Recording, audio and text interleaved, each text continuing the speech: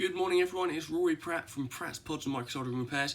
This morning I'm going to try something a little bit different with the video. So this morning I have an iPhone 7, it's here for audio IC. I can't show it because it's got a personal picture on the front. So this, I'm going to replace the audio IC. Now I'm not going to video the whole process because that can get very lengthy. I've been uploading some long videos recently and I think I want to try and keep some shorter ones. So basically what I've got to do is disassemble this phone. After that I need to remove the audio IC, repair 4 connections usually. Very rarely do we do any less than the 4, because if we do the 4 we know it's never going to come back. We've not had one come back after a repair yet, not one that we've been able to test out fully anyway. So I'm basically just going to pull this all apart now, and what I'll do is I'll come back to the video when it's in pieces and I'm ready to work on the board. I will probably video some of the board repair part and sort of take it from there, see how the video goes, and hopefully we've got a good one to upload tonight. So yeah, so I'm going to take this all apart now, strip it down and come back to the video shortly, so bear with me. So I'm back here now with the iPhone 7 audio IC. So I've just put it in my preheater, applied a bit of flux. Zoom in, see if you guys can get a better picture without it being too shaky. So I applied a bit of flux. Now I'm just going to use my heat gun. Try and do this at an angle so you guys can see. Now I'm just using my heat gun to heat up the solder under the chip. The reason we use the heat plate is to make sure all the solder is softened slightly so we don't cause any balling on the other side of the board.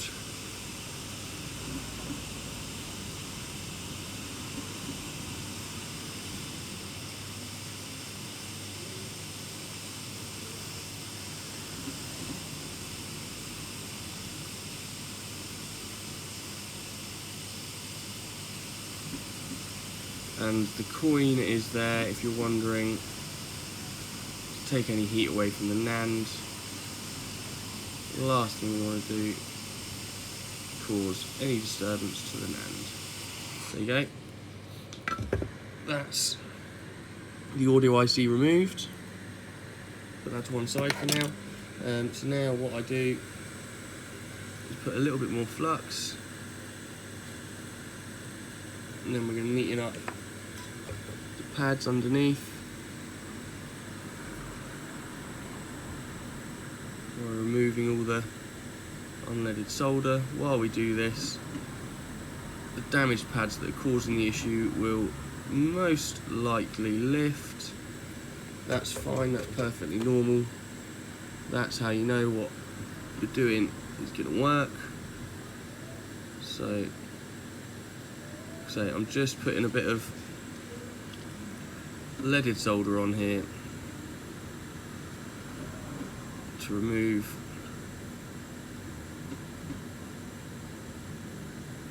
any unleaded solder to make it easier to work with. So you guys probably won't be able to see here, but I can see the most common pad that gets damaged is damaged, so we no longer have a pad there. I can turn off my preheater for the moment, give this a quick clean of any flux so I can get to the traces and run the jumper cables. So what you'll see is the third pad in, probably can't see, is missing. Now that is the most common one. What I'm going to do is I'm going to scrape away, zoom in on my microscope, scrape away at the trace that leads to it there.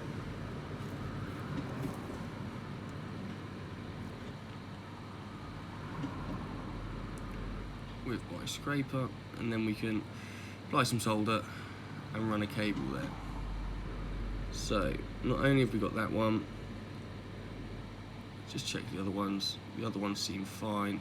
Now I would usually run a cable, but to all the others, but they look fine. So what I'm just going to do is I'm just going to put a bit of solder just to strengthen them connections instead of running a cable.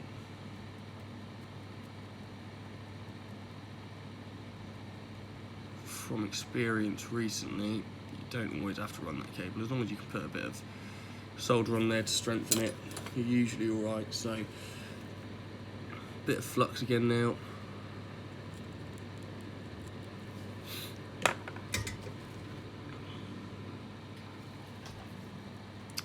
And then a bit of solder onto those. If they're going to break while I'm putting the solder on.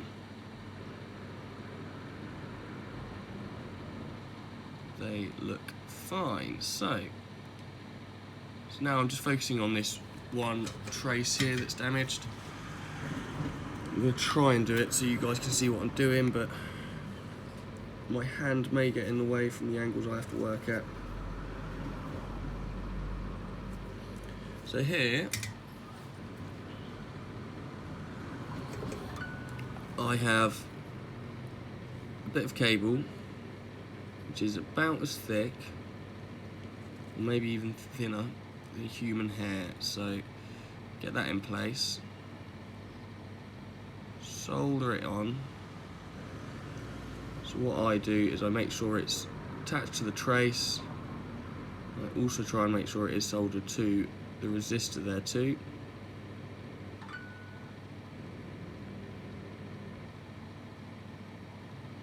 There you go. And then I can cut that and make sure it's in place. So I'll cut it about there. Move that. And then once that's cut, I'll give it a quick clean.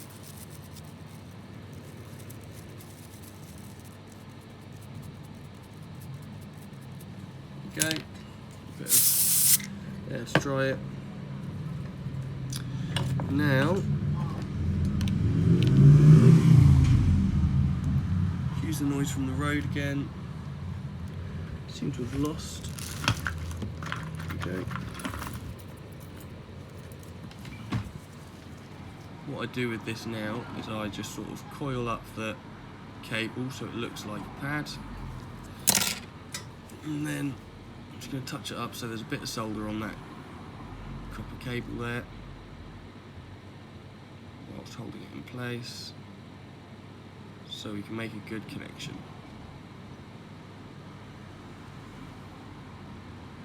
There we go, lovely.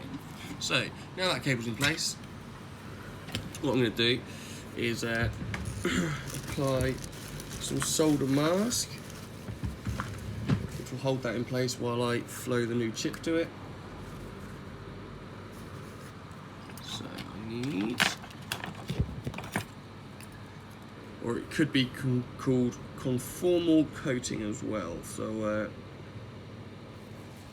that I just have to put a tiny bit on just to cover resistor in the end of that cable. That's plenty. Now that will go into a UV light to cure it.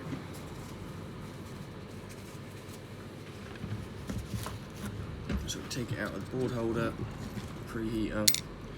I'll stick that down here, you won't see. While I do that, I'm going to get the audio IC here.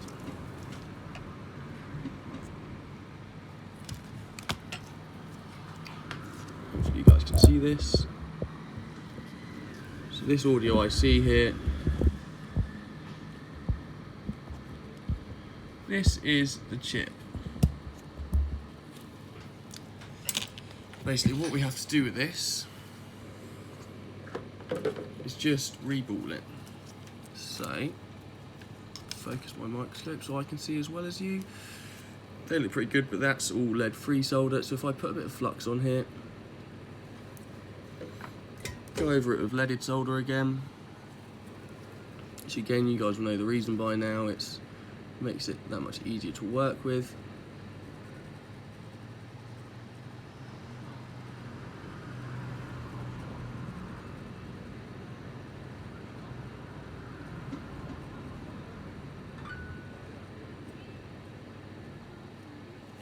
There you go.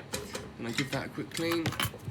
And now I'm going to apply new solder to this and ball it. Before I do that, just got disrupted, so I'm aware that this can be very shaky on the camera because it's so zoomed in. This is stencil, which we use to put the new balls on. On here we have a small amount of solder paste, which has dried out a bit, so I'm going to get some new solder paste. So this stuff is low melt solder paste, which makes it very easy to put the new chip on the board. Get some more of this actually. So all we do is we scrape that over the top, try and fill in all the holes.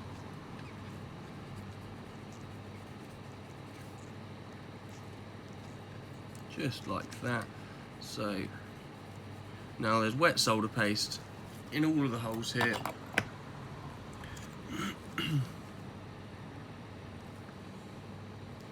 So what I do now is make sure all the area is clean. Use my tweezers to hold it in place.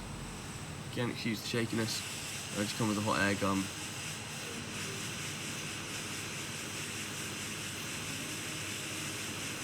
So we need to liquefy the solder paste and then let it cool down so it solidifies again. There you go.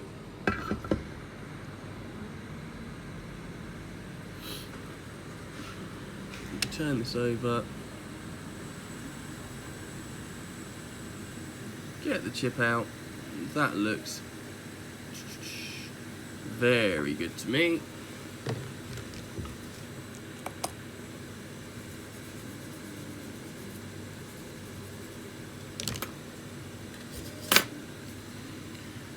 So now that that's done, I'll give that a quick wipe over. That looks very good, and then I need to clean the top so I know which orientation it is. This chip has to go on a certain way. It's got a couple of markings on the bottom, on the top, sorry, to help us know which way that goes on.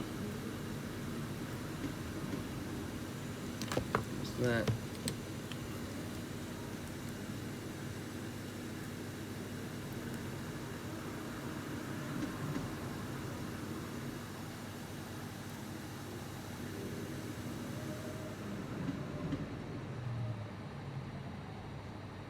So it's got to go on this way. So now, if I bring the board holder back and zoom out on here a bit, hopefully that helps with the shakiness. The board should be ready now. With the solder mask, I should be able to stick this back in.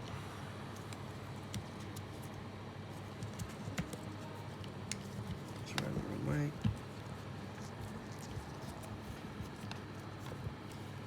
So, back now, turn the preheater on. Excuse me, knocking the camera. That looks good to me. We are ready to go. Just check that. That is fine. Just have a look here and see which way up it goes. It's going this way. So now again we're going to apply some flux. Now we're going to try and get this audio IC back on the board. Say try, we are going to get this audio IC back on the board. So some flux over there to help the solder melt. We're going to put the chip here and line it up the best we can.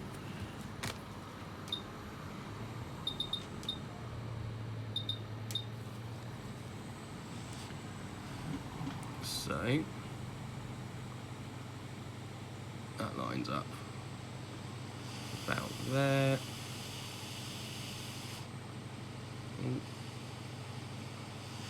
About there. Apply some heat.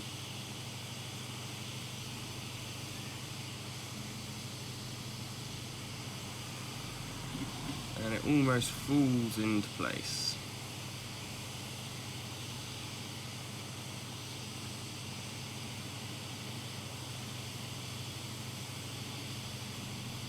Capacitor that was slightly moved from removal, and knock him back into place. This board gets up to heat.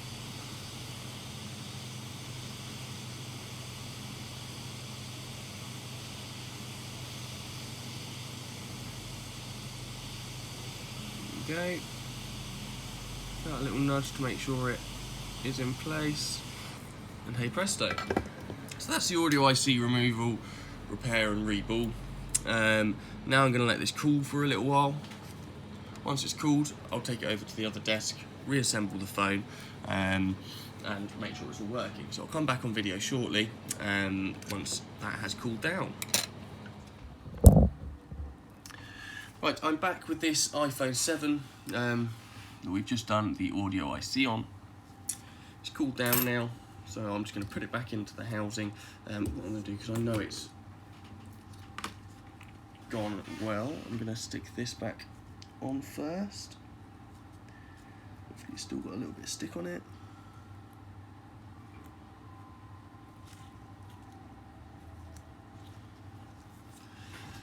Put a bit of Captain tape over the top just to make sure it's not going to lift. Again, this is something a lot of people that do this kind of job won't bother doing. They'll just stick it back in without, and you're going to get all sorts of crud in, and it's not going to be as good a repair. So just a bit of Captain tape there. Captain tape is heat resistant. It's also, I can't think of the word, I've had a mind blank, but yeah, it won't cause any shorts. It doesn't I've just had a total mind blank, so it won't, it's electrically safe, let's just say that. So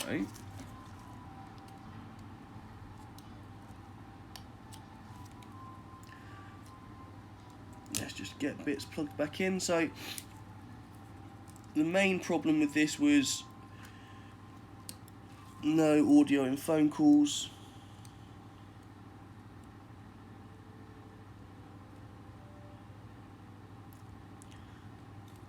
After that, speech to text wasn't working in text, nor was voice notes. So what I'm going to do to show you guys is use the voice notes, because that's the sort of most obvious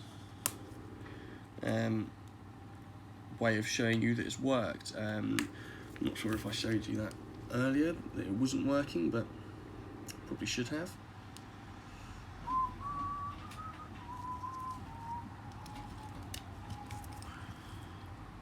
Plug the battery in, turn it on. Now, turn it on. There you go. Got to be a little bit careful because the background is of the customer. So, what I'm going to do is I'm going to turn this on. You can see it's starting to boot. I'm going to pause the video and come back once it has, and I've gotten into. It's going to boot any second, so I'll just make sure you guys can't see the screen for a moment while I get into passcode. So what we have here is voice memos. So voice memos, usually if audio IC is bad, you click voice memos, it says no audio device found. If I click audio, if I click record, taking a while, there you go, it's recording now, and it's going to hear my voice, and that's working perfectly. We can listen to that back. Taking a while, there you go, it's recording now, and it's going to hear my voice, and that's working perfectly.